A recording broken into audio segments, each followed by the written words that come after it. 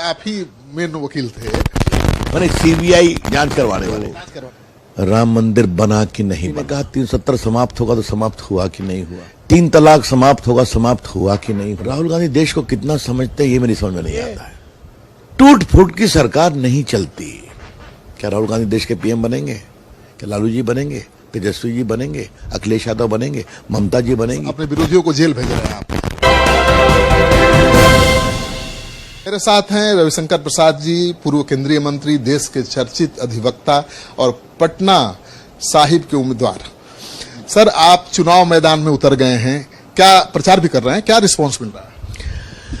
देखिए, अभी मैं संगठन में घूम रहा हूं, सभी मंडलों की बैठक करना, बाकी करना, और बाकी क्षेत्र में भी घूमता हूं। पटना के नहीं नेता आप हैं, आप तो राष्ट्रीय नेता हैं। अब क्या चुनाव का मुद्दा है बताइए पूरे देश में? एक तरफ नरेंद्र मोदी जी का विकास की यात्रा है, और मैं आपसे, आप इतने अनुभवी पत्रकार हैं, मैं 3-4 बातें कहूंगा। मोदी जी ने कहा तो राम मंदिर बना कि नहीं बना। आप सबों की शुभकामना से प्रभु राम का वकील होने का सौभाग्य मुझे मिला था। इलाहाबाद हाईकोर्ट, लखनऊ बेंच में, सुप्रीम कोर्ट में मैं देश का कानून मंत्री था। आज क्या भव्य मंदिर बना है, सनातन का गौरव हुआ है। मोदी जी ने कहा 370 समाप्त होगा तो समाप्त हुआ कि नहीं हुआ। अमित शाह जी ने क्या हिम्मत दिखाई, मोदी जी ने दिखाई। देश के कानून मंत्री के रूप में छोटी सी गिलहरी की भूमिका मुझे भी अदा करने का सौभाग्य मिला। 3 तलाक समाप्त होगा समाप्त हुआ कि नहीं हुआ, कानून मंत्री के रूप में मुझे लाने का मौका मिला था पीएम के निर्देश पर। डिजिटल इंडिया आया कि नहीं आया, आज नक्षत्र टेलीविजन सैटेलाइट पर है कि नहीं, क्या डिजिटल इंडिया, क्या मेक इन इंडिया, क्या डिजिटल पेमेंट, क्या यूपीआई पेमेंट, तो मोदी जी ने कहा था। नरेंद्र मोदी गरीबों के नेता हैं, पिछड़ों के नेता हैं, देश के नेता हैं। तो ये मैंने कुछ बातें आपको बताई। आज आतंकवादी भाग रहे हैं कि नहीं, चरमपंथी डर रहे हैं कि नहीं, तो ये भारत है, नो मोर सॉफ्ट स्टेट। तो ये है हमारा एजेंडा। और मोदी जी कहते हैं ट्रेलर है, आगे और करेंगे। उनका क्या एजेंडा है? विपक्ष रोजगार को बड़ा मुद्दा बना रहा है कि रोजगार कहा था हर साल 1 करोड़ को देंगे, 10 साल में कितने लोगों को देंगे? अच्छा कि आपने सवाल उठा दिया। ये बताइए कि ये जो लेबर मिनिस्ट्री का साइट है वो बाकायदे रखते हैं, लगभग 14-15 करोड़ रजिस्टर हुए हैं उस पर, और रजिस्ट्रेशन उन्हीं का होता है, एम्प्लॉय प्रोविडेंट फंड, ईपीएफ, जो कहीं काम करते हैं, जिनका एम्प्लॉय प्रोविडेंट कटता है। ये बताइए कि इतना अधिक लोगों को भारत सरकार में नौकरी मिली कि नहीं, हर साल देते हैं, बाकायदे डिक्लेयर करते हैं। ये बताइए मुझे कि इतनी सड़कें बन रही हैं ना, तो सड़कें बन रही तो लोगों को रोजगार के अवसर मिल रहे हैं कि नहीं? मैं इलेक्ट्रॉनिक मिनिस्टर था, 2 मोबाइल फैक्ट्री थी, अब 270 हो गया, लगभग 7-8 लाख लोगों को नौकरी मिली। आज एप्पल फोन भी हिंदुस्तान में आ गया। ये digital India, make in India, इन सबों में रोजगार के अवसर मिले हैं कि नहीं मिले हैं?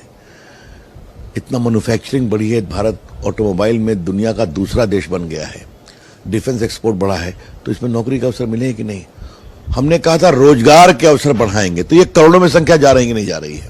तो राहुल गांधी की जो यात्रा थी उसको कैसे देखते हैं? कांग्रेसी तो मान रहे हैं कि राहुल गांधी पहले वाले नहीं है, अब राहुल बदल गए हैं।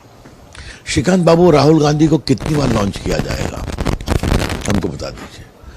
2004 से लॉन्च, रीलॉन्च, फिर लॉन्च, विपासना करके आए हैं, फिर लॉन्च, न्याय यात्रा। ये कौन सी न्याय यात्रा है? देखिए, वो कहां जाए नहीं जाए उनका विषय है। राहुल गांधी देश को कितना समझते हैं ये मेरी समझ में नहीं आता है। जाएंगे महाराष्ट्र तो सावरकर को गाली पढ़ देंगे, है? आप मुझे ये बताइए कि अभी वो कांग्रेस के बड़े नेता हैं, तो उनका काम था ना केंद्र में रह करके अलायंस को बनाना, संभालना, तो सब कांग्रेसी भाग रहे हैं कि नहीं भाग रहे हैं? तो अपनी पार्टी के साथ तो आप न्याय कर नहीं पा रहे हैं, देश के साथ न्याय क्या करेंगे? देखिए, अब ये टूट फूट की सरकार नहीं चलती। क्या राहुल गांधी देश के पीएम बनेंगे? क्या लालू जी बनेंगे? तेजस्वी जी बनेंगे? अखिलेश यादव बनेंगे? ममता जी बनेंगी? ममता जी साथ में। आज देश स्थायी सरकार का क्या फायदा होता है ये देख रहा है।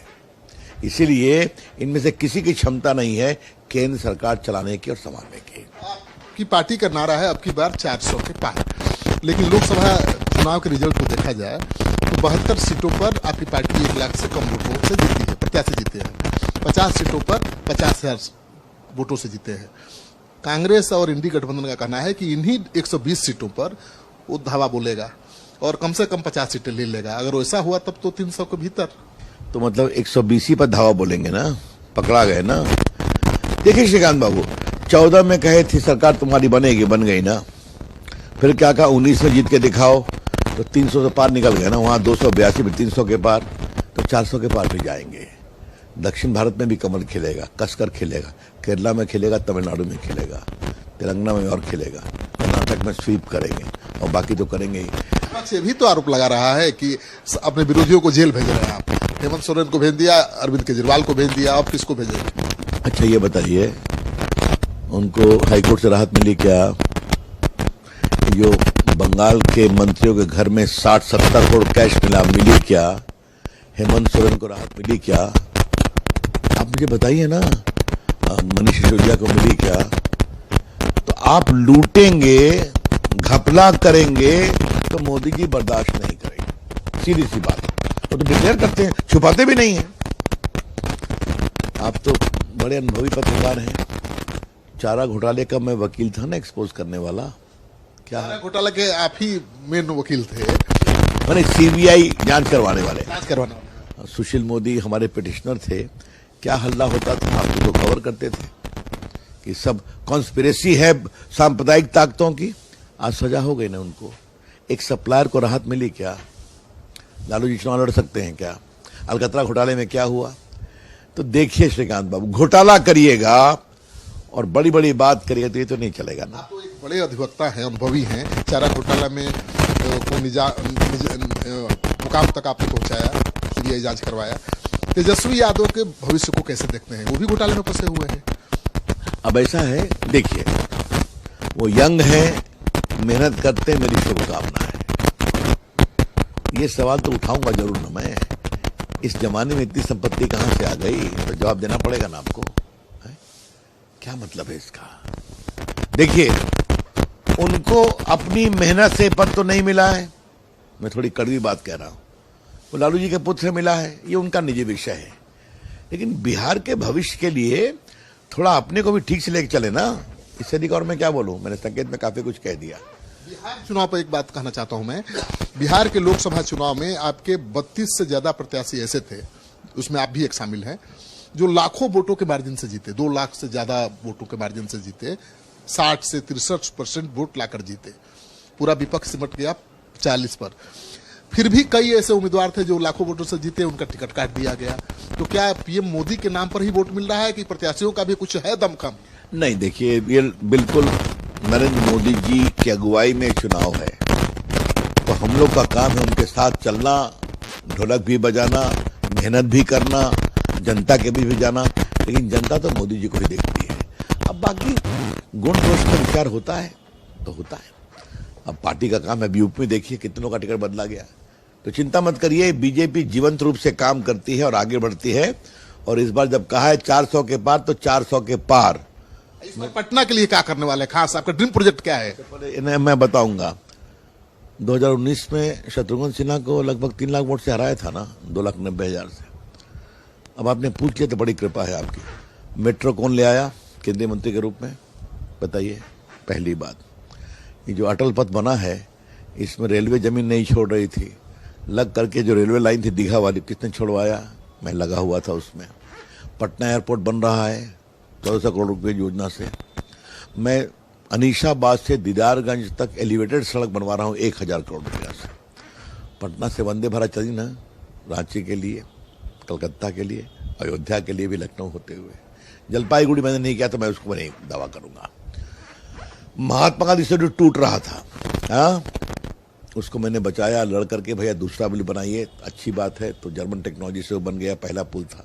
उसके बगल में गंगा पुल बन रहा है। जेपी पथ के बगल में पीएम ने घोषणा किया है, तो वहां से 6 लेन ब्रिज जाएगा। तो गंगा जी पर 4 पुल हो गई।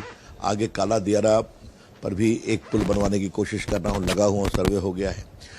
पटना में मैं TCS ले आया, पटना में मैं नाइलेट का सेंटर ले आया, और करेंगे। पटना राजधानी है तो खूब करेंगे, क्यों नहीं करेंगे।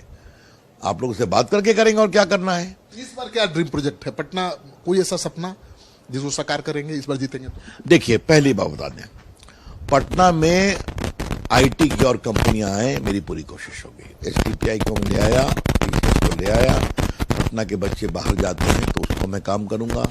पटना में जैसे हम लोग के प्रयास से आईआईएम गया में खुला, आपको मालूम है, तो और प्राइवेट यूनिवर्सिटीज के बड़े बड़े केंद्र पटना के आसपास खुलें, वो मेरी कोशिश होगी। बच्चे बहुत बाहर पढ़ते हैं, ये सब मेरी कोशिश है और जितना मैंने बताया इसको पूरा करूंगा और आगे करूंगा। इस बार पिछला रिकॉर्ड अपना तोड़ेंगे, अपना ही रिकॉर्ड?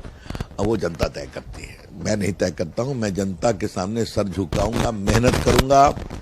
और अगर मैंने उनका एक काम जरूर की है, मैं देश दुनिया में जहां भी जाता हूं तो पटना साहिब मेरे साथ चलता है। रविशंकर जी पटना साहिब के सांसद हैं। मुझे याद है कि 19 में शपथ ले रहा था तो देश के एयरफोर्स चीफ सिख थे, वो मंच पर आए कि सर देखिए मेरा कड़ा में पटना साहब लिखा हुआ है। तो ये मैं गुरुओं को प्रणाम करते हुए इस पवित्र नगरी का सम्मान लेकर चलता हूँ।